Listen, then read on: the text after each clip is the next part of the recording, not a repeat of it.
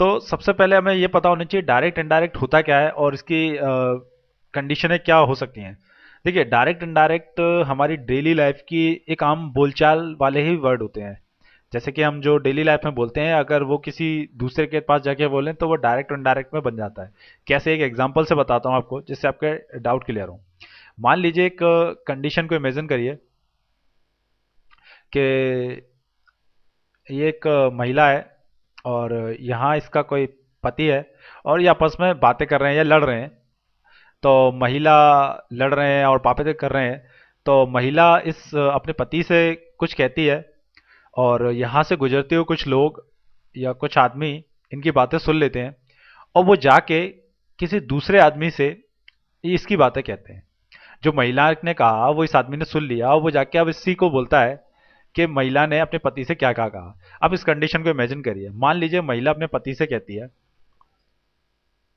कि, मैं हिंदी में लिख देता हूं, महिला ने पति से कहा। आई होप मैंने थोड़ा ठीक लिखा हो।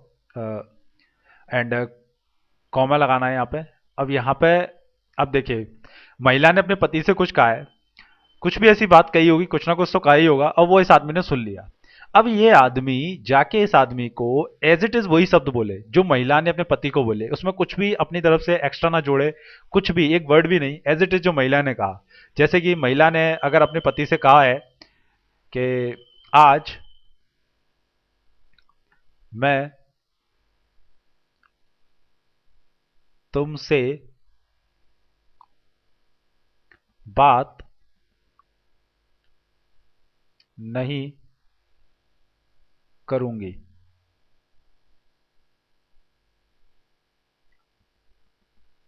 अब देखिए, महिला ने अपने पति से कहा कि मैं आज तुमसे बात नहीं करूंगी। अब ये इस आदमी ने सुन लिया और ये इस आदमी से जाके बोलता है कि अब ये आदमी एज इट इज उसी के वर्डों को यूज कर रहा है। देखिए, महिला ने बोला था कि मैं तुमसे बात नहीं करूंगी, इसने भी वही शब्द का इस्तेमाल किया, आज मैं तुमसे बात नहीं करूंगी। कुछ भी उसने एक्स्ट्रा अपने मन से नहीं जोड़ा। तो इस शब्द को हम बोलते हैं, यानी कि इस स्टेटमेंट को हम बोलेंगे डायरेक्ट स्पीच, क्योंकि इसमें उसने कुछ भी एक्स्ट्रा नहीं जोड़ा, ये डायरेक्टली उसने जाके बोल दिया। जो भी उस लेडीज के मुंह से उसने सुना, जो भी वर्ड थे उसके जैसा था एज इट इज बोल दिया। लेकिन अगर यही आदमी कुछ एक्स्ट्रा अपने शब्द अपने तरीके से बोलता, जनरली अपन क्या होते हैं, एज इट इज किसी के वर्डों को नहीं बोलते, अपने तरीके से कुछ शब्दों को मिला देते हैं एंड देन बोलते। तो ये आदमी कैसे बोलता? बात तो यही रहती, महिला ने पति से कहा। अब जब ये दूसरे तरीके से बोलता है, यानी कि इनडायरेक्टली कुछ बोलना चाहता है, तो वहां पर ये कॉमास हटा दिए जाते हैं। अब ये आपने देखा मैंने यहाँ कॉमास स्पेशली क्यों लगाए। इसका कारण ये था कि भाई, महिला, देखिए, जब भी कोई स्टेटमेंट बोला गया है वो किसी के थ्रू बोला गया होगा। जैसे कि जहां पे ये स्टेटमेंट बोला गया है, महिला के थ्रू बोला गया है। अब ये महिला का स्टेटमेंट हमने एज इट इज एक कॉमास के बीच में रखा हुआ है। कोई भी स्टेटमेंट जो इसमें रहता है कॉमा के भीतर, इसे हम रिपोर्टेड स्पीच बोलते हैं। इसको हम बोलते हैं रिपोर्टेड स्पीच।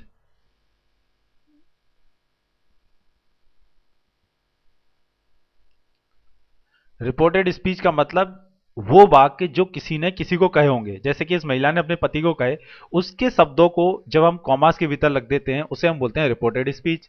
अब कॉमा के बाहर जो भी स्टेटमेंट लिखा हुआ है, जैसे कि महिला ने पति से कहा, इस इस वाले टर्म को यहां पर हम बोलते हैं, इसमें हम इसको बोलते हैं हम रिपोर्टिंग वर्ब। रिपोर्टिंग वर्ब, क्योंकि यहां पर एक वर्ब का इस्तेमाल किया जा रहा है। वो कैसे, अभी जो आगे क्वेश्चन आएंगे तो मैं वहां पे आपको क्लियर करूंगा। अभी सिर्फ इतना समझ लीजिए कि यहाँ पर रिपोर्टिंग वर्ब आएगी एंड इसके अंदर जो भी लिखा जाएगा ये हमेशा किसी ना किसी के कहे गए वाक्य होंगे, यानी कि कोई ना कोई स्टेटमेंट होगा, इसलिए स्पीच बोला जाता है इसे, रिपोर्टेड स्पीच। अब महिला, अब ये आदमी अब अपनी तरीके से अगर कुछ बोलना चाहता है तो इसके यहां से कॉमा हटा दीजिए। कॉमा हटाया तो यहां पे आ जाएगा की। भाई, महिला ने पति से कहा कि आज वह, अब आदमी अपने तरीके से बोलना चाह रहा है, तो भाई वो ये तो नहीं कहेगा कि मैं तुमसे बात नहीं करूंगी, भाई मैं तो उस लड़की के स्टेटमेंट थे। अब तो वो ये कहेगा कि वह औरत, यानी कि वह जो औरत है, जो महिला है, आज वह उससे, उससे, उससे का मीन से यहाँ पे पति भी लिख सकते हैं आप चाहे तो, पति से बात नहीं करेगी। भाई यही बोला जाएगा ना। अगर आप खुद इमेजिन करिए, आपने कोई ऐसी स्टेटमेंट सुनी, अगर आप अपनी किसी दोस्त को ऐसे बोलेंगे तो वो क्या बोलेंगे? भाई महिला ने पति से कहा कि वह आज उससे बात नहीं करेगी। भाई सीधी सी बात है। तो इस वाले टर्म को हम बोलते हैं, इस स्टेटमेंट को बोलते हैं इनडायरेक्ट स्पीच। यानी कि चीजों को इनडायरेक्टली बोला गया है, क्योंकि यहाँ पे उसने अपना सब अपने तरीके से की जोड़ दिया, वह जोड़ दिया। तो ये होता है इनडायरेक्ट। तो आई होप आपको डायरेक्ट इनडायरेक्ट का बेसिक मीन समझ में आया होगा कि कोई चीज डायरेक्ट से इनडायरेक्ट कैसे हो रही है। और ये बेसिक सा है और ये पता होना चाहिए। डायरेक्ट इनडायरेक्ट पढ़ रहे हैं तो हमें ये तो पता ही होना चाहिए कि डायरेक्ट स्टेटमेंट क्या होता है, इनडायरेक्ट स्टेटमेंट क्या होता है। तो ये तो हो गई एक बेसिक चीज जो आपको पता होनी चाहिए थी। चलिए अब आगे हम चलते हैं मेन, कैसे क्वेश्चन बनते हैं और क्या चीज हमें ध्यान रखने वाली होती है। तो जैसा कि मैंने आपको बताया, और आपको बता दूं, मैंने यहाँ पर इस वीडियो में, स्पेशली इस वीडियो में, सारे के सारे स्टेटमेंट को हिंदी और इंग्लिश दोनों लैंग्वेज में कवर किया, ताकि जो हमारे हिंदी मीडियम स्टूडेंट हैं उन्हें पढ़ने में प्रॉब्लम ना आए और उनको भी आसानी से डायरेक्ट इनडायरेक्ट पे अच्छी से अच्छी कमांड हो सके। तो देखिए, इसमें अभी मैंने आपको बताया रिपोर्टिंग वर्ब के बारे में, जो कि कॉमास के बाहर होती है। कॉमास के अलावा जो भी चीज होती है वो रिपोर्टिंग वर्ब में आती है। उसमें एक वर्ब होती है, वो क्या होती है? जैसे कि कोई भी सेंटेंस आएगा, उसमें अगर आपको से दिखता है, से ऐसे वाइज से, या सेज, विल से, या सेड, तो इनडायरेक्ट स्पीच में वो कोई चेंज नहीं आएगा। यानी इनडायरेक्ट स्पीच में भी वो एज इट इज बने रहेंगे। से का से ही रहेगा, सेज रहेगा, विल से रहेगा, या सेड रहेगा। लेकिन अगर रिपोर्टिंग वर्ब में, अगर इसी रिपोर्टिंग वर्ब में आपको टू भी दिख जाए एक्स्ट्रा, यानी कि सेज टू लिख जाए, मान लीजिए से टू लिखा हुआ है रिपोर्टिंग वर्ब में जो कॉमास के बाहर नहीं होता है, ध्यान रखना इन चीजों को, से टू मिल जाए, तो हम क्या करेंगे ऐसे केस में? तो इनडायरेक्ट में बनाते समय उसके आगे, जैसे कि जो से टू है वो टेल में बदल जाएगा, सेज है तो वो टेल्स में बदल जाएगा, विल सेज टू है तो विल टेल में बदल जाएगा, सैड टू है तो वो टोल्ड में बदल जाएगा। ये आपको ध्यान रखना है। अगर टू नहीं है तो एज इट इज से लगा दीजिए, अगर टू है तो टेल्स, सेज है तो tells, and will says to तो विल टेल। तो इस तरीके से हमें चेंज करना है, तो ध्यान रखना है। और एक चीज और बता दूं, एक छोटा सा नोट भी है यहाँ पे। जब भी रिपोर्टिंग वर्ब के साथ टू लगता है, जब भी आप देखेंगे रिपोर्टिंग वर्ब के साथ अगर टू लगता है तो उसमें ऑब्जेक्ट वहां जरूर होगा। ये कंपलसरी है, टू होगा ही होगा। तो एक ये एरर भी आप इस टाइप के क्वेश्चनों से देख सकते हैं। चलिए, अब ये तो हो गया, हमने सीख लिया। अब रूल नंबर टू क्या कहता है? रूल नंबर टू में ये होता है कि जितने भी सेंटेंस होते हैं, डायरेक्ट से जब हम इनडायरेक्ट बनाते हैं तो हम उसमें से जो कॉमा है, आप देखेंगे कि जैसे कि यहाँ पर एक कॉमा दिया हुआ है, ये कॉमा और इन्वर्टेड कॉमास, डायरेक्ट से इनडायरेक्ट बनाते समय हम ये चीज हटा देते हैं। यहाँ पे देखिए कहीं यूज नहीं किया गया है, और इनको हटाने के बाद उसकी जगह पे हम दैट का इस्तेमाल करते हैं। कई सेंटेंसों में आप देखेंगे कि इफ या वेदर का इस्तेमाल भी किया जाएगा। तो वो कहाँ करना है वो मैं आपको बाद में बताऊंगा, वो कहाँ करना है वो आपको बाद में बताऊंगा। अभी से ये समझ लो कि भाई दैट का इस्तेमाल करना है जब भी इन्वर्टेड कॉमास हटेगा, और तो आपको उसकी जगह दैट का इस्तेमाल करना है। और कुछ अभी अभी से इतना समझ लो, जैसे कि एक सेंटेंस जहां पे बोला गया दे सेड टू मी, और we have given our share to you, तो यहाँ पे बस कॉमा हटाया जैसे कि, तो यहाँ पे दैट आ गया। और ये चीज कैसे चेंज हुई है वो अभी बात की बात है, अभी सिर्फ इतना समझो कि कॉमा हटेगा तो दैट लगेगा। ये आपको ध्यान रखना है। और जैसे कि आपने अभी मैंने पीछे बताया था कि यहाँ पे सेड के साथ टू आ जाता है तो वो किस में बदल जाता है? टोल्ड में। अगर यहाँ टू नहीं होता तो यहाँ क्या लिखा रहता? सेड का सेड ही लिखा रहता। भाई ये होता है ना, पीछे भी पढ़ाया था मैंने। नेक्स्ट, अब रूल नंबर थ्री कहता है कि भाई आपको कोई भी चीज डायरेक्ट में, कुछ ऐसे वर्ड होंगे जो डायरेक्ट में दिखेंगे आपको, तो इनडायरेक्ट में उसको आपको बदलना पड़ेगा। कैसे? जैसे कि अगर मान लीजिए डायरेक्ट स्पीच में कहीं सब एगो यूज किया हुआ है तो वो इनडायरेक्ट में बिफोर बदल जाएगा, हेंस देंस में कन्वर्ट हो जाएगा, हेयर देयर में हो जाएगा, last night the previous night में, last week the previous week में, next week the following week, now then में। और हो सके तो आप इस वीडियो को एक मूवी की तरह ना देखते हुए इसको इसके नोट्स बनाते चलना साथ साथ, क्योंकि नोट्स बनाना बहुत जरूरी है। आगे अभी एक टेबल आने वाली है, वो जो मान लो मैजिक टेबल है, उससे डायरेक्ट इनडायरेक्ट 2 सेकंड में आपको आ जाएगा बस। लेकिन उससे पहले आपको जो थोड़े से रूल पता होने चाहिए छोटे मोटे, कि कौन सी चीज किस में चेंज होने वाली है, और इसको लिखते चलना साथ साथ, क्योंकि आगे वाले क्वेश्चनों में इसका मैं यूज करूंगा और बाद में आपको दिक्कत ना आए। इसी तरीके से द बिफोर यस्टरडे चेंज हो जाएगा the day before the previous day, last fourth night change हो जाएगी द प्रीवियस फोर्थ नाइट में, दीज दोज में चेंज हो जाएगा, दिस होगा तो वो दैट में, दस होगा तो सो में, टुडे होगा तो that day, tomorrow the next day, tonight that night, and yesterday the previous day. तो ये कुछ इस तरीके से चेंज होते हैं डायरेक्ट से इनडायरेक्ट बनाते समय। इन शब्दों को आपको याद करना है। 5-7 मिनट यहाँ पे वीडियो को पॉज कीजिए एंड सारी टेबल को ढंग से याद करिए, और हो सके तो नोट्स बनाइए इसके साथ साथ। अब आता है very important rule, rule number 4। Rule number 4 क्या कहता है? जब भी आप डायरेक्ट से इनडायरेक्ट बनाएंगे, डायरेक्ट से भाई इनडायरेक्ट सेंटेंस में कन्वर्ट करेंगे, तो आपको एक रूल को फॉलो करना पड़ेगा। वो रूल क्या है? क्योंकि इनडायरेक्ट डायरेक्ट में आप देखेंगे जो इन्वर्टेड कॉमास के भीतर लिखा रहता है, उसमें आपको कई बार प्रोनाउन देखने को मिलेगा। प्रोनाउन यानी कि जो नाउन की विशेषता बताया जनरली, जैसे कि ही, सी, इट, वी, ये सारे जब प्रोनाउन में आते हैं, दे, तो ये सब प्रोनाउंस होते हैं। और इन सारे प्रोनाउंस को आपको चेंज करना पड़ेगा। डायरेक्ट से इनडायरेक्ट में जब जाएंगे आप, तो इनको चेंज करना पड़ेगा। तो इसको चेंज करने के एक रूल होता है, छोटा सा रूल होता है। वो रूल होता है सन रूल। सन और 1 2 3। अब ये सन रूल है क्या? ठीक है, सन में यानी कि एस का मतलब है सब्जेक्ट, ओ का मतलब है ऑब्जेक्ट, एन का मतलब है नो चेंज। मतलब कि आपको कोई भी स्टेटमेंट दे रखा है, कोई भी डायरेक्ट सेंटेंस दे रखा है यहाँ पे, और इन्वर्टेड कॉमर्स के भीतर कोई ऐसी चीज, कोई वर्ड मान लीजिए, कोई स्टेटमेंट मान लीजिए, तो उसमें प्रोनाउन में मान लीजिए ही यूज किया है। तो आपको यहाँ पर जो फर्स्ट पर्सन होगा वो आपको सब्जेक्ट के हिसाब से चेंज करना है, सेकंड पर्सन होगा वो ऑब्जेक्ट के हिसाब से चेंज करना है, थर्ड पर्सन होगा तो उसमें आपको कोई चेंज नहीं करना है। अब आप कहेंगे जो फर्स्ट पर्सन क्या होते हैं, सेकंड पर्सन क्या होते हैं, या ऑब्जेक्ट और ये थर्ड पर्सन होते क्या है? देखिए, अब मैं आपको यहाँ देखिए ध्यान से। तो ये टेबल है, इसमें पर्सन्स के बारे में बताया है। जैसे कि फर्स्ट पर्सन की बात हो रही थी, तो फर्स्ट पर्सन होते क्या है? फर्स्ट पर्सन यानी कि मैं खुद हूंगा फर्स्ट पर्सन, या हम लोग होंगे, आई, वी, मैं या हम। और इसको हम बोलते, इसे 3 केसेस में डिवाइड होते हैं: nominative case, objective case, possessive case, और एक और होता है रिफ्लेक्सिव केस। तो सबका हिंदी में मैंने यूज किया है। तो अभी आप इतना समझ लीजिए कि नॉमिनेटिव केस यानी कि सब्जेक्टिव केस भी हम इसको बोल सकते हैं, क्योंकि आई और वी जो है हमेशा सब्जेक्ट के रूप में इस्तेमाल होता है। जैसे I am going to market, तो I as a subject use किया गया है। आप कभी भी ऑब्जेक्ट में आई का यूज नहीं कर सकते, वो तो सेंटेंस ही नहीं बनेगा, गलत हो जाएगा। उसी तरीके से माई, अवर, ये ऑब्जेक्टिव केस होते हैं।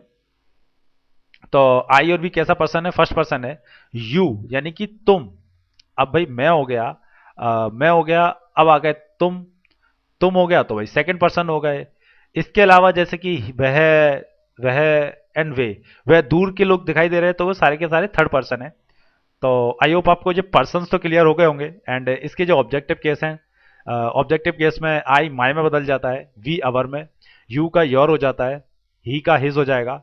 और देखेंगे क्या, ही जो होगा वो ऑब्जेक्ट में आते आते जब ऑब्जेक्ट की जगह यूज होगा तो वो हिज में बदल जाएगा। सी अगर सब्जेक्ट में दिया हुआ है और बाद में कहीं ऑब्जेक्ट तक पहुंचा तो वो हर में बदलेगी, एंड दे का देयर हो जाएगा। इसी तरीके से रिफ्लेक्सिव केस, माय सेल्फ, इसमें केवल सेल्फ लग जाता है रिफ्लेक्सिव केस में। अवर के साथ हमेशा सेल्फ सकता है, और देम के साथ सेल्फ सकता है। इसके साथ, इसके अलावा सब में देखेंगे आप सेल्फ सेल्फ सेल्फ लगेगा। तो बेसिकली आपको केवल ये चीज इतना जानने की जरूरत है बस। फर्स्ट पर्सन क्या होते हैं, तीनों पर्सन आपको पता होने चाहिए। फर्स्ट सेकंड थर्ड पर्सन क्या होते हैं, उनके ऑब्जेक्टिव केस क्या होता है। जैसे कि आई माई में बदलता है, वी अवर में। ये अगर आपको पता है तो आपके लिए बहुत ईजी हो जाएगा अभी आने वाले सेंटेंस। तो अब यहां से कहानी चालू होती है, डायरेक्ट को इनडायरेक्ट बनाने के लिए जो टेंस के रूल है वो हमें कैसे रिमेंबर रखने हैं लंबे समय तक। और इसकी एक टेक्निक मैंने यहाँ इस टेबल में यूज करूंगा। और आपने अगर मेरा पैसिव वॉइस का वीडियो देखा होगा तो वहां पर मैंने ये टेबल यूज की थी। तो बिल्कुल वही टेबल है, बट यहाँ पे एक एक्स्ट्रा लाइन थी वो मैंने हटा दी क्योंकि उसका यहाँ यूज नहीं है, वो केवल पैसिव वॉइस में ही था। तो अब आपको करना क्या है, आप में से सब लोगों को, मोस्टली लोगों को तो टेंस आते होंगे। अगर नहीं आते हैं तो आप थोड़ा सा टेंस के बारे में कम से कम इतना पता कर लीजिए कि इन सबकी हेल्पिंग वर्ब क्या होगी, और इसको एक पेज पे अभी उतार के रखिए, क्योंकि आगे केवल इसी की ही हेल्प से हम क्वेश्चन को सॉल्व कर पाएंगे। अदरवाइज आपके ऊपर से चले जाएंगे सारे क्वेश्चन। इसलिए वीडियो को पॉज कीजिए और इसमें इस टेबल को बनाइए एज इट इज, जैसे जैसे मैंने ब्लॉक दिए हैं सिर्फ इसी तरीके से आप टेबल को अरेंज करिए। इसके बाद आपको करना क्या है, इसकी हेल्पिंग वर्ब लिखनी है सबकी, जैसे कि क्योंकि हेल्पिंग वर्ब सबको पता होगी प्रेजेंट इंडेफिनिट की क्या होती है। जैसे कि आपको हेल्पिंग वर्ब पता है प्रेजेंट इंडेफिनिट की डू डज, और प्रेजेंट कंटिन्यूअस की इज आर एम। अब आपको यहाँ पे काम यह है कि आपको सबकी हेल्पिंग वर्ब लिखनी है। जब आप सबकी हेल्पिंग वर्ब लिख लेंगे तो ये कुछ ऐसा हो जाएगा, टेबल आपकी पूरी कंप्लीट हो जाएगी हेल्पिंग वर्ब लिखने के बाद। Present indefinite do does, past indefinite did, future indefinite will shall, present continuous is are am. तो ये एक पूरी टेंस की टेबल है जो कि मैंने पैसिव वॉइस में भी यूज की थी, वही एज इट इज मैंने यहाँ यूज करी है। अब इस आपने देखा था पैसिव वॉइस में हम लोग एक्टिव से पैसे बना रहे थे तो आगे की तरफ चल रहे थे, बट यहाँ पे थोड़ी से रूल में चेंज होगा, और उस चेंज को मैं बताता हूँ आपको, और बिल्कुल ध्यान से सुनना आप। ये बहुत बहुत इंपॉर्टेंट रूल बताने जा रहा हूँ मैं आपको। अब ध्यान रखना, मैंने अभी आपको एक सेंटेंस दिखाया था जिसमें आपको मैंने रिपोर्टिंग वर्ब यानी कि एक ऐसा स्टेटमेंट जो कि इन्वर्टेड कॉमास के बाहर लिखा रहता है, और एक स्टेटमेंट जो कि इन्वर्टेड कॉमास के अंदर लिखा रहता है, जो कि रिपोर्टिंग स्पीच होती थी। मैं एक बार और लिख देता हूँ, स्पीच। एंड यहाँ पर रिपोर्टिंग एक वर्ब आती थी, जैसे कि सेज, सैड, कुछ भी आ सकता था। जो वर्ब होती है सारी की सारी, इसको मैं यहाँ पे लिख देता हूँ रिपोर्टिंग वर्ब। ये रिपोर्टिंग वर्ब यानी कि जो कॉमा इसके बाहर लिखा हो। इतना आपको समझ में आ गया होगा। अब ध्यान देने वाली बात यह है कि अगर आपको रिपोर्टिंग वर्ब, यानी कि ध्यान से सुनना बिल्कुल एक एक बात को मेरी, रिपोर्टिंग वर्ब अगर प्रेजेंट टेंस में मिलती है, प्रेजेंट या फ्यूचर टेंस में मिलती है, तो आपको ये डायरेक्ट स्टेटमेंट में होगा। यानी कि अगर आपको डायरेक्ट में जो इन्वर्टेड कॉमास के बाहर नहीं है, यानी कि रिपोर्टिंग वर्ब की बात कर रहा हूं मैं, आर भी लिख देता हूं एक बार और, रिपोर्टिंग वर्ब अगर डायरेक्ट सेंटेंस में यानी कि डायरेक्ट स्पीच में प्रेजेंट या फ्यूचर के फॉर्म में मिलती है, तो इनडायरेक्ट में आप उसमें कोई चेंज नहीं करेंगे। यानी कि रिपोर्टेड स्पीच जो होगी यहाँ पे, अब इन्वर्टेड कॉमास के भीतर भी तो कुछ होगा ना भाई, यहां पर कैसा भी कोई चेंज हो, हमें रिपोर्ट इनडायरेक्ट बनाते समय उसमें कोई चेंज नहीं करना। ध्यान रखिए, जब भी रिपोर्टिंग वर्ब में आपको प्रेजेंट या फ्यूचर मिले डायरेक्ट टेंस में, इनडायरेक्ट में बनाते समय आपको रिपोर्टिंग स्पीच में कोई चेंज नहीं करना। यानी कि जो कॉमास के भीतर होगा वो एज इट इज आएगा, आपको उसमें कोई चेंज नहीं करना इनडायरेक्ट में। तो एक ही रूल ये याद करिए, रूल नंबर 1। दूसरा, इसमें हमने टेबल का कोई यूज नहीं किया। अब देखो टेबल का यूज कैसे करना है। अगर पास्ट मिलता है आपको रिपोर्टिंग वर्ब में, अगर आपको पास्ट टेंस मिलता है, और बहुत सारे केसेस ऐसे होंगे जिसमें आपको पास्ट ही मिलेगा, जनरली देखने को पास्ट ही मिलेगा, सैड सैड ही बोलेगा, राम सेड टू दिस, फलाना सेड टू दिस, इस टाइप के क्वेश्चन आएंगे। प्रेजेंट भी मिलेंगे, ऐसी बात नहीं प्रेजेंट नहीं मिलेंगे, लेकिन अगर पास्ट मिलता है, और इस ये हो गया रिपोर्टिंग वर्ब में आपको अगर पास्ट मिलता है, और रिपोर्टेड स्पीच में, रिपोर्टेड स्पीच में भी, रिपीटेड स्पीच में आपको प्रेजेंट या फ्यूचर टेंस मिले। सारे एग्जांपल कराऊंगा, बस अभी लिख लो इसको। सारे एग्जांपल मैं अभी नेक्स्ट स्लाइड में कराने वाला हूं, पर लिख लो इसे भी। अगर आपको रिपोर्टिंग वर्ब में पास्ट टेंस मिलता है, जैसे कि सैड मिलता है, और पास्ट में केवल एक ही आता है सैड, अगर आपको सैड दिख जाए, और रिपोर्टिंग स्पीच या रिपोर्टिंग स्पीच यानी कि इन्वर्टेड कॉमास के भीतर अगर आपको कोई प्रेजेंट टेंस मिले या फ्यूचर टेंस मिले, तो आपको टेबल से नीचे की तरफ आना है। यानी कि अगर प्रेजेंट टेंस में मान लीजिए डूडस का इस्तेमाल हुआ है, तो आप जब नीचे की तरफ आएंगे तो वो किस में बदल जाएगा, पास्ट में, डिड की तरफ। टेबल आपके हाथ में होनी चाहिए वो सारी चीजें, तभी आपको समझ में आएगी। तो नीचे की तरफ आना है, अगर डूडस दिखता है तो नीचे की तरफ आइए, डिड बनेगा वो। उसी तरीके से अगर आपको इज आरएम दिया हुआ है, तो इज आरएम के केस में अगर आप नीचे की तरफ आएंगे तो आपको क्या मिलेगा, वॉजवर मिलेगा। ऐसे ही तरीके से अगर हैज हैव दिया है तो हेड मिलेगा आपको। तो इस तरीके से नीचे की तरफ आना है। और जो फ्यूचर वाली एक लाइन मैंने लिखाई थी, जैसे कि उसमें विल सेल और उसकी भी लिखी होगी, आपको उसका यूज करने की जरूरत नहीं है। वो एक टेंस रिवीजन के फॉर्म में मैंने लिख दी थी, वो भी यूज नहीं होगी, इस लाइन का भी यूज नहीं है। बस आपको ध्यान रखना है, अगर पास्ट मिलता है और यहां पर रिपोर्टिंग स्पीच में प्रेजेंट फ्यूचर टेंस में से कोई मिलता है, तो आपको टेबल से नीचे की तरफ आना है।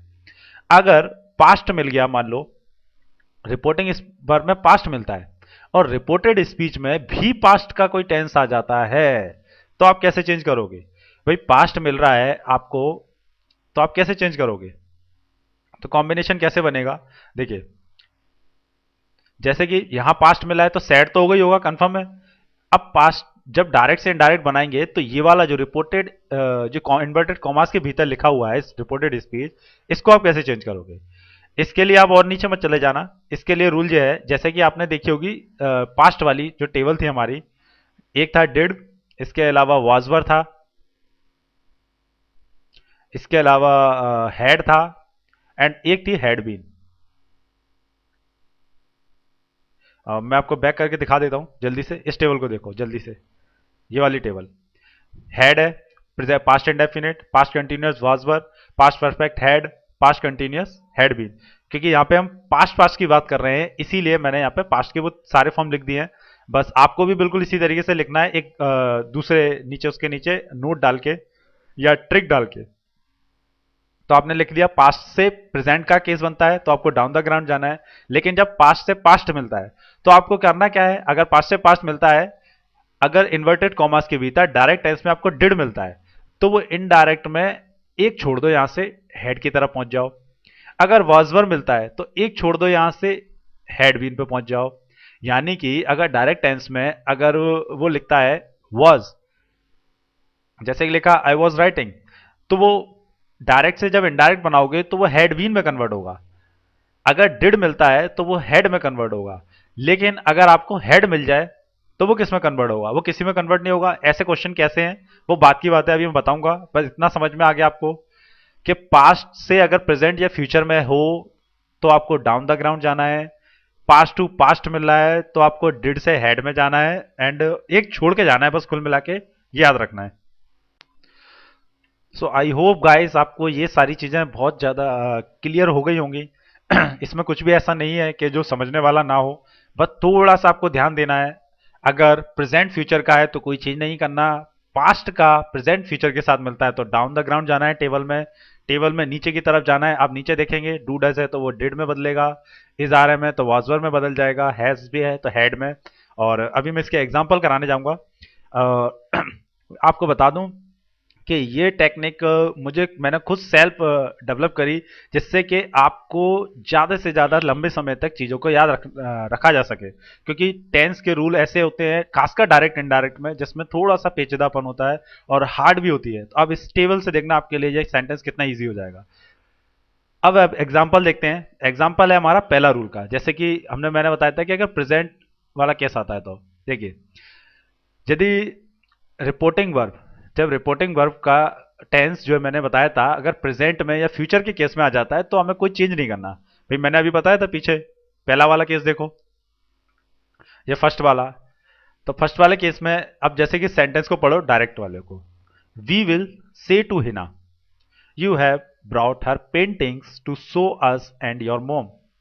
तो इसमें आपने देखा कि भाई ये प्रेजेंट है और फ्यूचर का केस है, यहाँ पे देखेंगे विल लगा हुआ है, प्रेजेंट फ्यूचर का केस है। तो और यहां से हमें कोई लेना देना नहीं है, क्योंकि ऑलरेडी ये फ्यूचर में दिया हुआ है, तो ये तो एज इट इज चेंज होगा ही नहीं। बस इसमें प्रोनाउन चेंज होंगे, जैसे कि मैं आपको बता चुका था, फर्स्ट पर्सन सेकंड पर्सन, और एक सन रूल मैंने आपको बताया था, वो आपको याद रखना चाहिए, फर्स्ट सेकंड थर्ड। अब ये चेंज करना कैसे, ये देखो।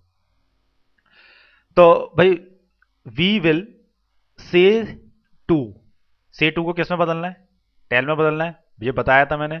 तो we will tell Hina, inverted commas जब हटते हैं तो क्या लगता है, दैट लगता है।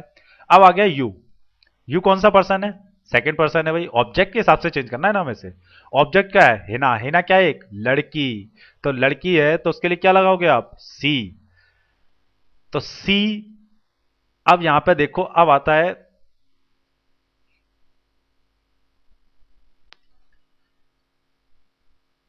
तो आपने देखा कि यहां पे देखेंगे कि सी लग गया था, एंड देन हैव है। अब देखेंगे यहां पे देखे यू के साथ हैव लगता है, यू हैव, भाई यू के साथ हैज तो लगता नहीं है, लेकिन यहां आ गया सी, सी के साथ क्या लगेगा, हैज लगेगा। Bought her painting to us, and अब योर, योर मैंने बताया था योर किस में चेंज हो जाएगा, योर मदर।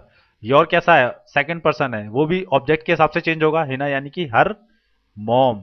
तो आई होप आपको ये एक बेसिक टेक्निक समझ में आई होगी, डायरेक्ट से इनडायरेक्ट बनाते समय हम किन चीज का ध्यान रखना है।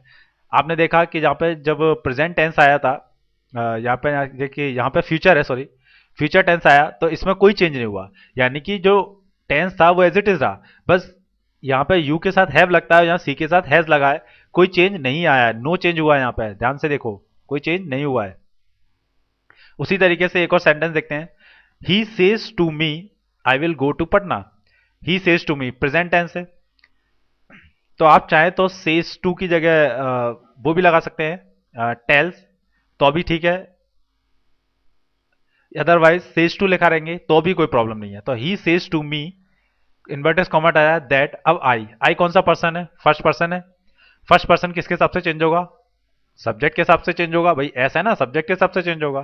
तो यहां क्या है, ही का क्या रहेगा, he will go to Patna, क्योंकि यहां पर कोई चेंज नहीं होता है, नो चेंज होता है प्रेजेंट का, प्रेजेंट के साथ। प्रेजेंट अगर यहां दिख जाए तो आपको कोई चेंज नहीं करना, बस ये ध्यान रखना कि अगर प्रोनाउन यहाँ पे सिंगुलर है तो सिंगुलर वर्ब लेनी है, प्लूरल है तो प्लूरल वर्ब लेनी है, जैसे कि ऊपर वाले सेंटेंस में यूज किया था, एज इट इज सेम। तो चलिए एक और क्वेश्चन देखते हैं। Alok says I am reaching home soon. अब ये क्या कहता है, देखिए डायरेक्ट में आलोक सेज दैट, कॉमा हटाया, आई फर्स्ट पर्सन, फर्स्ट पर्सन आलोक के हिसाब से चेंज होगा, आलोक एक लड़का है उसके लिए क्या लगेगा, ही के साथ क्या आएगा, इज, क्योंकि आई के साथ एम आता है, is reaching home soon. I hope आपको ये क्वेश्चन क्लियर होगा, डायरेक्ट से इनडायरेक्ट बहुत इजी हो गया है। इसी तरीके से Amit says I shall never join politics. Amit ने कहा कि वह कभी पॉलिटिक्स ज्वाइन नहीं करेगा, तो अब इसको आप इनडायरेक्टली कैसे बोल सकते हैं, तो अमित सेज दैट आई, फिर से ही आई के साथ सेल लगता है और ही के साथ लगता है will, he will never join politics. उसी तरीके से she will says to me I shall attend the class, तो सी विल सेज टू की जगह आप चाहे तो सेज टू लिख दे या टेल लिख देंगे तो भी ठीक है। She will say to me I shall attend the class, तो she will tell me that, inverted commas हटाया हमने, उसकी जगह दैट लगाया। अब आई क्या है, फर्स्ट पर्सन, सी के हिसाब से चेंज होगा तो सी का सी रहता है, अगर कोई लड़की का नाम होता तब भी सी लगता। सी विल, क्योंकि सी के साथ विल लगता है, अटेंड दी क्लास, खत्म। कितना आसान है। अब हम आते हैं एग्जाम्पल नंबर, यानी कि जो हमारा रूल नंबर 2 था, मैंने आपको बताया था रूल नंबर 2 में अगर आपको रिपोर्टिंग वर्ब में पास्ट दिखता है, जैसे कि मैंने बताया ये सैड, देखिए सैड पास्ट का है, इसका कॉम्बिनेशन अगर प्रेजेंट या फ्यूचर के साथ होता है, यानी पास्ट का कॉम्बिनेशन प्रेजेंट या फ्यूचर के साथ होता है, तो हम टेबल में नीचे की तरफ जाएंगे। आप टेबल खोल के बैठ जाओ सब लोग, जो नोट की होगी आपने। अब देखो सेंटेंस पढ़ो यहाँ पे, he said to me I am reading, तो सेड टू आ गया, सेड टू का क्या चेंज करना है हमें, टोल्ड, तो ही सेड टू मी, या आपको सेड टू भी लगा सकते हो या टोल्ड लिख दो, दोनों ही सही है अपनी जगह। तो ही टोल्ड मी या said to me that, inverted commas हटाया, आई, आई क्या है, फर्स्ट पर्सन, ही के हिसाब से चेंज होगा ही। अब इस आरएम में देखो भाई, ये कैसा टेंस है, ये प्रेजेंट टेंस है, प्रेजेंट के हिसाब से मैंने बताया था अगर प्रेजेंट फ्यूचर का कोई टेंस मिलता है नीचे की तरफ जाओ। इज आर एम आ रहा है, इज आर एम कौन सा टेंस है, प्रेजेंट कंटिन्यूअस, प्रेजेंट कंटिन्यूअस के नीचे की तरफ जाओगे आपको क्या मिलेगा, वाज वर, तो यहां पे क्या लगाओगे, ही वॉज रीडिंग, खत्म। कितना इजी हो गया। अब देखो उसका कमाल, उस टेबल का कमाल यही था। नेक्स्ट एक और सेंटेंस देखो, he said to me I am feeling unwell, तो he told me that, said to या टोल्ड मी दैट आई किसके हिसाब से चेंज होगा, ही के हिसाब से, ही आई एम, यानी कि आई एम है तो वाज में चेंज हो जाएगा, I was feeling unwell, simple. The boy said, past tense चल रहा है यहां पे क्या मिला हमें, I attend my class regularly, present indefinite, present indefinite कैसे चेंज होगा, the boy said that, I किसके हिसाब से चेंज होगा, बॉय के हिसाब से, बॉय क्या है, लड़का, यानी कि ही अटेंड। अब जब नीचे जाएंगे प्रेजेंट इंडेफिनिट में, आप देखेंगे नीचे की तरफ जाएंगे जहां पे लगता था एस या ई एस, भाई प्रेजेंट इंडेफिनिट में एस या एस लगता है ना, या डूडस बोल लो अगर वैसा सेंटेंस है तो ये किस में चेंज होगा, वॉज वर्ब में या फिर वो सॉरी डिड में चेंज होगा। अब डिड है तो यानी कि वर्ब की कौन सी फॉर्म आएगी, सेकंड आएगी। तो अब अटेंडेड है तो ही अटेंड का क्या हो जाएगा, अटेंडेड। माय का क्या बन जाएगा, हिज क्लास रेगुलरली। उसी तरीके से the people said we have lost a great leader, the people said that, the people said that we क्या है, वी है यहाँ पे ऑब्जेक्ट। अब ऑब्जेक्ट यहाँ पे नहीं दिया हुआ है तो आप क्या करेंगे, अब ऐसे केस में अगर मान लीजिए ऑब्जेक्ट नहीं दिया है, हालांकि ये रूल मैं आगे बताता, लेकिन अब चूंकि सेंटेंस फंस गया है तो मैं यहीं पर क्लियर कर देता हूं। जैसे कि वी हमारा सेकंड पर्सन है, नहीं सॉरी वी हमारा फर्स्ट पर्सन है, आई और वी, तो इसमें ये भी पीपल के हिसाब से चेंज होगा। तो पीपल क्या है, बहुत सारे हैं तो दे लगेगा यहाँ पे, तो दे हैव लॉ, वी के साथ हैव लगता है। अब हैजैब कहाँ आता है, हैजैब के नीचे की तरफ जाओगे आपको क्या मिलेगा, हेड मिलेगा। तो they had lost a great leader, क्योंकि वर्ब दोनों में वी थ्री यूज होती है तो यहाँ पे भी लॉस्ट यूज किया गया। तो आई होप आपको ये टेक्निक क्लियर हुई होगी एंड बहुत इजी हो जाता है इससे डायरेक्ट इनडायरेक्ट। चलिए अब हम आते हैं दूसरा केस, जो मैंने एक और बताया था, पास्ट टू पास्ट। ये बहुत इंपॉर्टेंट है। जनरली बच्चे क्या है यहीं गच्चा खा जाते हैं और गलती कर बैठते हैं, लेकिन इस टेबल का रूल जो मैंने आपको समझाया था कि अब जब पास्ट टू पास्ट का कॉम्बिनेशन बनता था तो मैंने बताया था एक छोड़ के जाओ, एक छोड़ के जाओ। जैसे कि हाँ यहाँ पे डिड था, फिर वॉज वर था, एंड हैड था, और हैड बीन था, ये बोला था मैंने। एक छोड़ के जाओ, अब इस सेंटेंस को देखो जरा, he said to me I went to Patna. तो ही सेड टू मी, चाहे तो टोड लगा दो कोई फर्क नहीं पड़ता, he said to me that, I first person है, ही के हिसाब से चेंज होगा ही। अब वेंट, ये कौन सा सेंटेंस है, देखो ये पास्ट इंडेफिनिट है, डिड या पास्ट इंडेफिनिट है, V2 है भाई, गो वेंट पास्ट इंडेफिनिट है, यानी कि ये वाला केस है, ये कहां से कहां चेंज होगा, हेड में चेंज हो रहा है कि नहीं हो रहा है।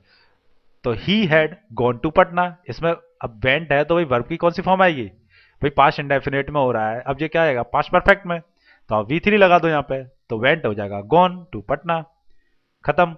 नेक्स्ट देखो, Dhananjay said she arrived at the party late, Dhananjay said that she arrived, she देखिए अराइव्ड यानी कि वही फिर से पास्ट टेंस आया, पास्ट में यानी कि पास्ट इंडेफिनिट, पास्ट इंडेफिनिट क्या में चेंज होगा, past perfect had, she had arrived verb की third form at the party late. I hope आपको अब इसका यूज समझ में आ गया होगा, मैंने क्यों एक दूसरे को छोड़ के बोला था। इसी तरीके से अब इस सेंटेंस को देखो वाइस वर्ब वाला कैसे यूज होता है, he said to me I was reading. तो he said to me that, I subject के हिसाब से, ही वॉज वर्ब किस में चेंज होगा, एक छोड़ के, had been, he had been reading, खत्म। He said to me she was doing her computer course, he told me that, he told me, set me, जैसा भी ठीक लगे, that she was were क्या में चेंज होगा, had been में, had been verb की कौन सी फॉर्म आएगी, doing her computer course. I hope guys आपको पूरा अब जो पूरी की पूरी मैंने जो टेबल बताई थी और जो टेक्निक बताई थी वो कितनी आसानी से यूज कर पा रहे हैं। और सोचिए जब आपके पास ये 4 ऑप्शन हो गए सेंटेंस के तो आपके लिए कितना आसान हो गया होगा। देखते ही देखते आप आंसर को लगा देंगे। और सीजीएल मेंस में 27 क्वेश्चन आते हैं, 27 यानी कि आप 25 से 26 क्वेश्चन ऐसे ही क्वेश्चनों को इजीली सॉल्व कर सकते हैं। अब कुछ एक्स्ट्रा क्वेश्चन, एक्स्ट्रा इसलिए कि यहां पे आपने देखा पीछे वाले इसमें रूल में कि भाई डिड आ जाता था तो हम हेड में चेंज कर लेते थे, वॉज वर आ जाता तो हेड बीन में चेंज कर लेते थे। अब मान लो कि भाई हेड आ गया, भाई हेड आ गया तो क्या करोगे, या हेड बीन आ गया तब क्या करोगे। अब इस क्वेश्चन को देखो, he said to me I had done this work. अब आप कहोगे भाई हेड आ गया, अब मैं तो कैसे चेंज करूं, मैंने तो बताया ही नहीं ऐसा। भाई हेड के लिए तो मैंने कोई टेबल नहीं बताई ना, भाई डिड के लिए हेड बताया है। डिड है या पास्ट इंडेफिनिट है तो भाई हेड में बदल जाएगा, वॉज वर है तो हेड बीन में बदल जाएगा। लेकिन अगर ऑलरेडी यहाँ पे हेड आ गया तो क्या बदलेगा, तो क्या मैंने इस टेबल में कोई ऐसा एरो लगाया है जो हेड से कहीं आगे की तरफ जा रहा है? भाई नहीं लगाया ना, अभी तो डिड से यहां तक आया है। नहीं लगाया तो आप भी मत लगाओ। देखो जरा इस सेंटेंस को, he said to me I had done this work. तो he said to me that, I किसके हिसाब से चेंज होगा, ही के हिसाब से, he had done this work. यानी कि आपको कोई चेंज ही नहीं करना, क्योंकि टेबल में मैंने चेंज कराया ही नहीं है। भाई डिड से वॉज वर, और इसके बाद हैड एंड हैड बीन। तो वॉज से इसमें बदलना है, इससे हैड बीन में बदलना है, लेकिन हेड से कोई मैंने आगे की तरफ एरो नहीं लगाया, तो आप भी नहीं लगाएंगे, अपने दिमाग एक्स्ट्रा नहीं लगाना है। एंड यहीं पर ये सेंटेंस खत्म हो जाएगा। दूसरा सेंटेंस देखिए, they said to me Sumit had gone. अगर फिर से हैड आ गया देखिए, तो they told me that Sumit had gone in the morning. Had का हेड ही रहेगा, नो चेंज। अगर he said to Rashmi the baby had been crying all night, तो he told Rashmi that the baby had been कोई चेंज नहीं आया, क्योंकि had been के आगे टेबल ही नहीं है हमारी, हमने खत्म कर रखी है, क्योंकि हमें तो डिड से हेड में जाना है, वॉज वर से हैड बीन में जाना है, तो कोई चेंज नहीं होगा। तो आई होप आपको ये अब पूरे टेंस के रूल आपने कितने जल्दी कवर कर लिए, और ये बहुत इजी हो जाता है। आई डोंट थिंक आपको अब टेंस से रिलेटेड कभी कोई चीज रटने की जरूरत पड़ेगी, कोई रूल रटने की जरूरत नहीं है। दो बार आप उस टेबल को देखेंगे, दो बार इस रूल को पढ़ेंगे, आपको सारे के सारे मेंटली पूरे याद हो जाएंगे। चलिए अब कुछ छोटे मोटे रूल देखते हैं। अपने सारी चीजें तो हम वैसे ही सीख चुके हैं, अब बस बची है कुछ छोटे मोटे रूल एंड देन प्रैक्टिस। चलिए रूल नंबर 5 क्या कहता है कि अगर सेंटेंस यूनिवर्सल ट्रूथ है, प्रोवर्ब है, हैबिचुअल एक्ट्स है, हिस्टोरिकल फैक्ट्स है, और कोई अनचेंज फैक्ट है, इमेजिनरी कंडीशन है, यानी कि काल्पनिक स्थिति है, इस टाइप की अगर कंडीशन आपको रिपोर्टेड स्पीच में देखने को मिल जाती है, यानी कि जो इन्वर्टेड कोमास के भीतर होता है, तो आप इसको इनडायरेक्ट में जब बनाएंगे तो आप उसमें कोई चेंज नहीं करेंगे। तो एक एग्जांपल देखते हैं, जैसे कि दे सेड 2 and 2 makes 4। भाई 2 and 2 makes 4, भाई सही बात है, इसमें कोई झूठ तो है नहीं, ये तो एक यूनिवर्सल ट्रूथ है, 2 और 2 4 होते हैं। तो they said that 2 and 2 makes 4 direct, तो इसका कोई चेंज नहीं होगा, यहाँ पे एज इट इज रहेगा। इसी तरीके से एक सेंटेंस को देखिए, I said to him India become free in 1947। तो ये भी एक यूनिवर्सल ट्रूथ है कि इंडिया 1947 में आजाद हुआ था। तो आई सेड टू है तो टोल्ड लगा दीजिए, अदरवाइज सेड टू छोड़ दीजिए। I told him that India become free in 1947। इसी तरीके से एक और देखिए, I said to him the sun rises in the east. तो I told him that the sun rises in the east, क्योंकि सन ईस्ट से ही उगता है, ये एक यूनिवर्सल ट्रूथ है। तो यूनिवर्सल ट्रुथ क्लियर करने के बाद अब जो मैं एक एग्जांपल बताना चाह रहा था कि ऑब्जेक्ट वाला केस क्या था, तो इस सेंटेंस को करने से पहले एक वो चीज दोबारा लिख देता हूं, सन रूल 1 2 3। अब इस लाइन को पढ़िए, if the reporting verb does not have object. यदि रिपोर्टिंग वर्ब में, यानी कि जो कॉमास के बाहर लिखा रहता है, अगर वहां पे कोई ऑब्जेक्ट ही नहीं है, जैसे कि ही सैड, देखिए कोई ऑब्जेक्ट नहीं है, ही इसमें भी, इस वाले सेंटेंस में भी कोई ऑब्जेक्ट नहीं लिया गया है। तो इसी वाले सेंटेंस, सॉरी ये तो दो इनडायरेक्ट बने हुए हैं, तो इसमें देखेंगे इसमें कोई ऑब्जेक्ट नहीं है, बस ही सेड पे ही खत्म हो गया।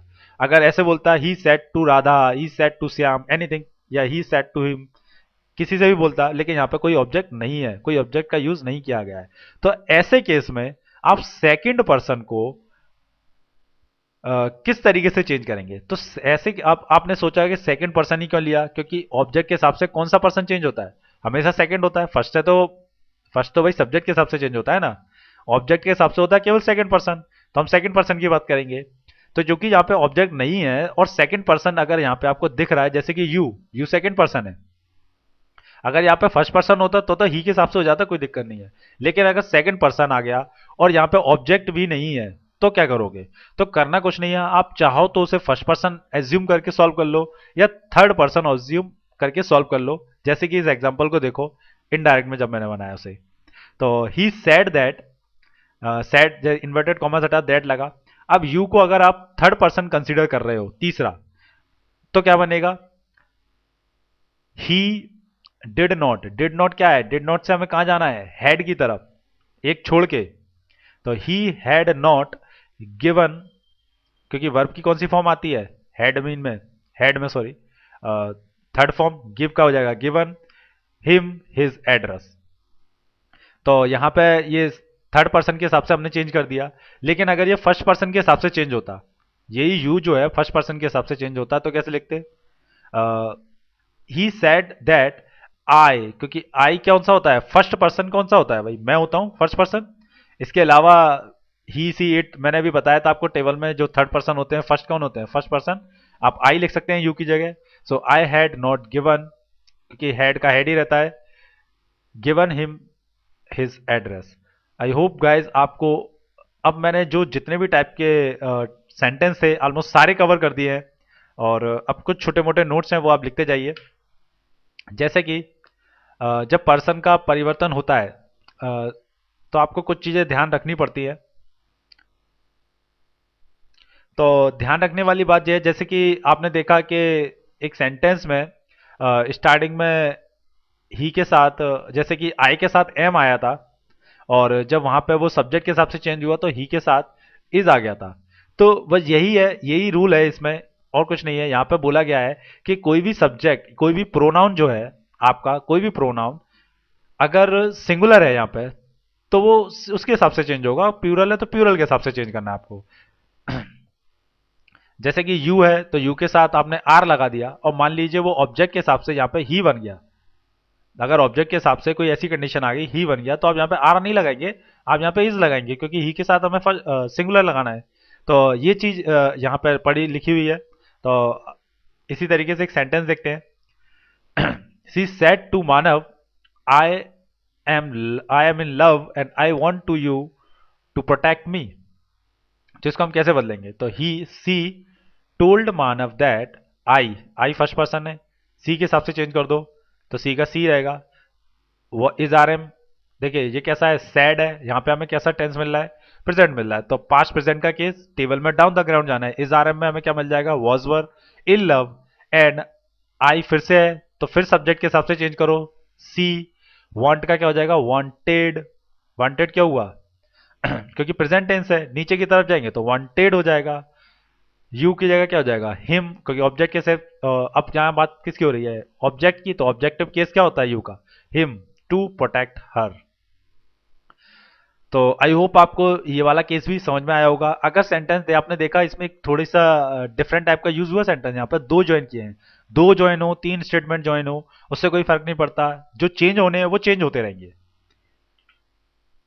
चलिए अब हम प्रैक्टिस करते हैं, कुछ अभ्यास जरूरी है। हमने जो रूल सीखे वो सारे रूल आपने कितना सीखा है अब वो यहाँ पे चेक करेंगे। और मैंने यहाँ पर दोनों ही स्टेटमेंट में क्वेश्चन लिए हैं, इंग्लिश और हिंदी, जिससे समझने में आसानी हो हम सबको। चलिए पहला क्वेश्चन है, Avyaan said to his father I love you. Avyaan, अब यहाँ पे कैसा सेंटेंस है? पास्ट। यहाँ पे क्या मिल रहा है? प्रेजेंट। पास्ट और प्रेजेंट का केस है, तो हमें टेबल में कैसे की तरफ जाना है? पास्ट और प्रेजेंट में हमें टेबल में डाउन द ग्राउंड जाना है। तो ये तो हमें क्लियर हो गया। अब टेंस की हमें प्रॉब्लम नहीं है कि भाई टेंस कैसे चेंज होगा, ये तो हम 2 सेकंड में बता लेंगे। अब लिखो, अवियन टोल्ड, सेड टू का क्या हो जाएगा? Told his father, inverted commas हटाया, दैट। आई का क्या हो जाएगा? आई सब्जेक्ट के हिसाब से यानी आर्यन। ही, लव का क्या हो जाएगा? लव्ड, क्योंकि डाउन द ग्राउंड जाना है।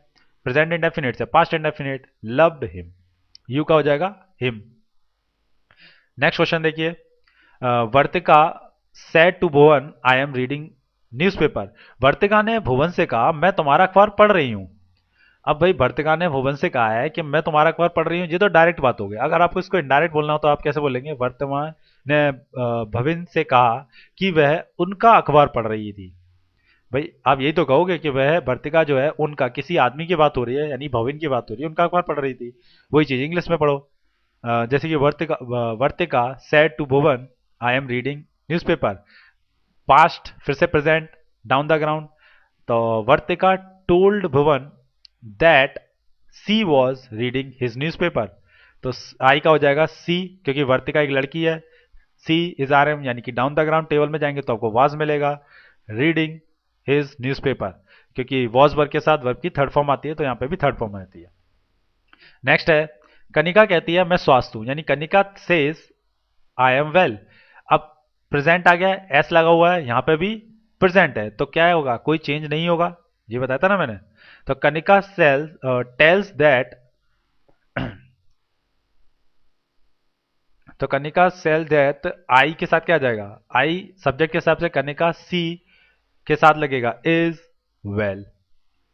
चलिए इसी तरीके से एक और सेंटेंस देखते हैं। She will says to her husband Ravinder did not treat her wife fairly, यानी कि वह अपने पति से कहेगी रविंदर ने अपनी पत्नी से ठीक से बर्ताव नहीं किया। तो इसको आप इनडायरेक्टली बोलेंगे तो वो कैसे बोलेंगे, आप अपने पति से कहेंगी कि रविंदर ने अपनी पत्नी से ठीक से बर्ताव नहीं किया, भाई ये बोलोगे ना। अब इसी को इंग्लिश में देखो, विल सेज टू का यूज किया गया है, यानी कि फ्यूचर का यूज किया हुआ है। फ्यूचर है तो यहां पे कुछ भी हो कोई फर्क नहीं पड़ता, वो तो चेंज होना नहीं है। तो इसको चेंज कर लो, she will tell her husband, inverted commas हटाया, that Ravinder did not treat her wife fairly, as it is change, कोई चेंज नहीं किया। एक और sentence, she said I know your family very well, I know your grandfather also.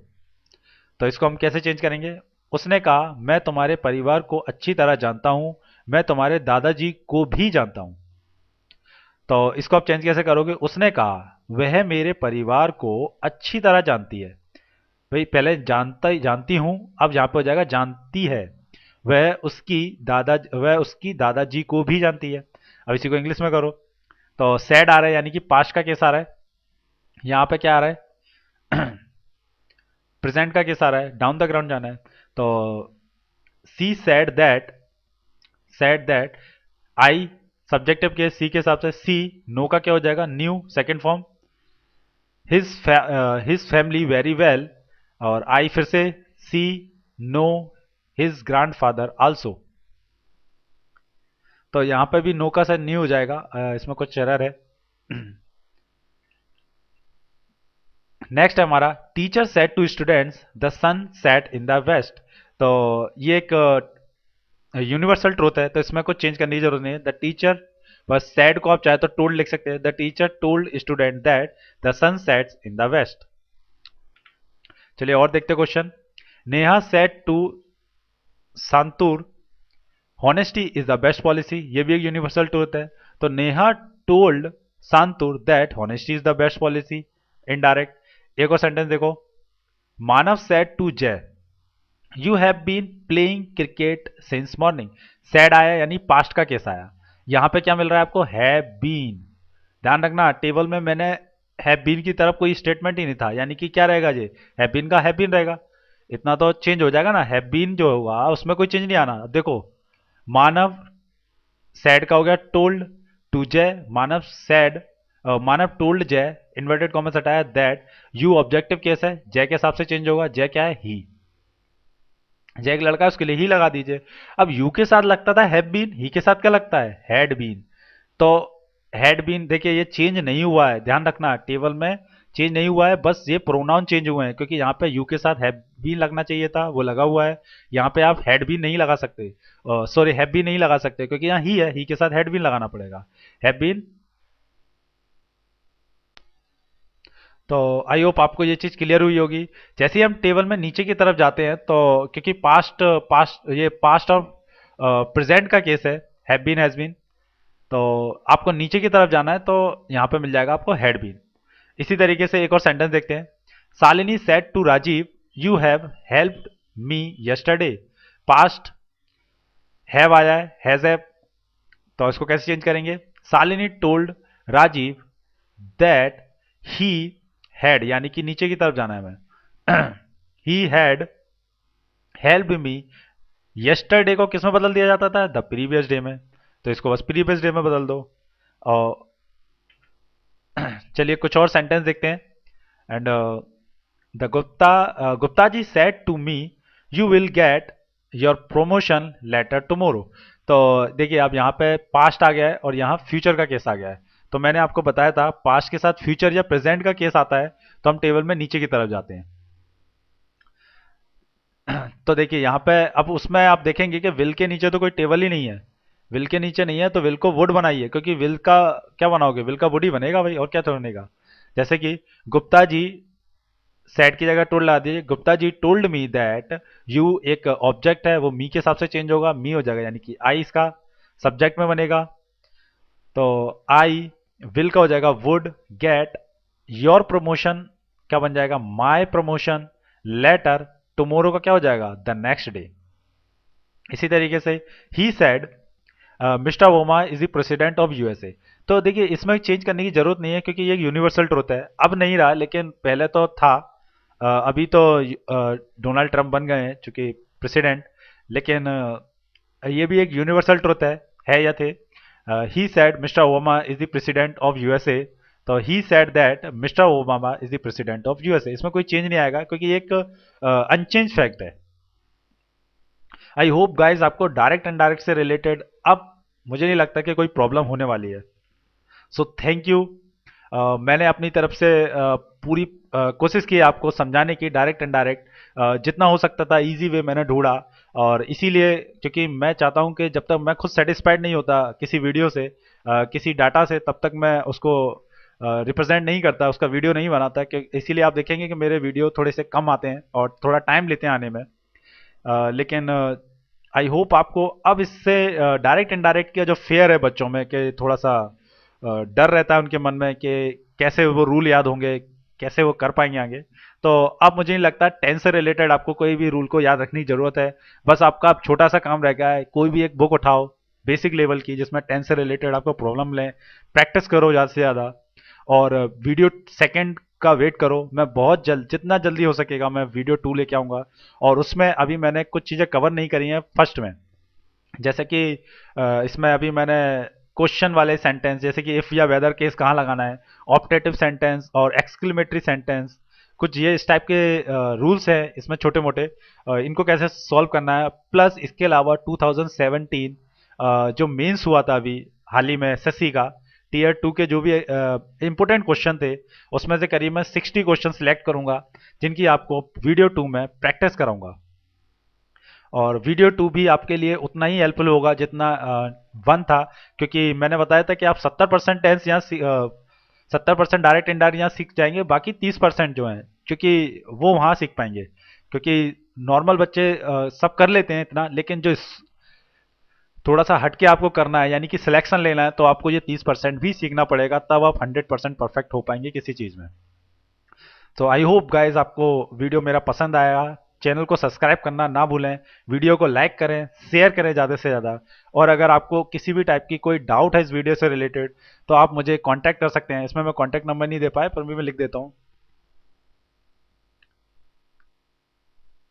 तो these are my contact number, आप इसमें चाहे तो मुझे कॉन्टैक्ट कर सकते हैं। और उन स्टूडेंट्स से मैं थोड़ी सी रिक्वेस्ट करना चाहता हूँ कि व्हाट्सएप ग्रुप अब बंद हो चुका है, सो प्लीज़ इस टाइप की रिक्वेस्ट ना सेंड करें। और ये नंबर मैं देता हूँ आपके डाउट क्लियर करने के लिए, कोई ऐसे मैसेज ना करा करें, ताकि मैं वरना अदरवाइज फिर मैं नंबर देना आगे से बंद कर दूंगा। सो प्लीज़ आप मुझे डाउट पूछें वहाँ पे आके, मैं आपकी पूरी हेल्प करूँगा जो उतनी मेरे से बनेगी।